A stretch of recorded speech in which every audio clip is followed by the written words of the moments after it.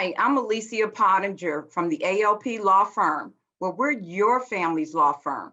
And we help fathers spend more time with their children and not lose their shirt in a divorce.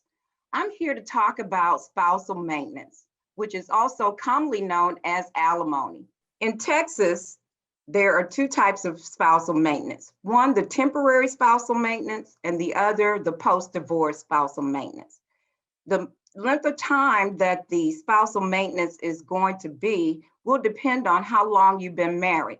So if you've been married 5, 10, 20 years, that may determine the length of time that you would have to pay spousal maintenance. Spousal maintenance, just like child support, is going to be based on 20% of your net income.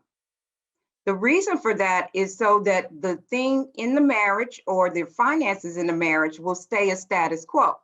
For example, if your wife or your husband is accustomed to living on $10,000 per month, the court is going to try to get you back to that particular point so that the other spouse is not left destitute.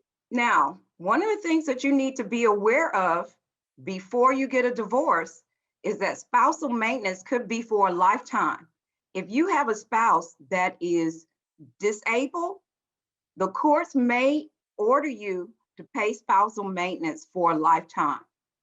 Before you want to make that decision to divorce, please give us a call because it might be cheaper to keep her than to divorce her and pay spousal maintenance for a lifetime. Spousal maintenance is very important, and if you need assistance with spousal maintenance, please give us a call. There's a lot of inaccurate information out there, and you need to know what your rights are with respect to spousal maintenance. So give us a call.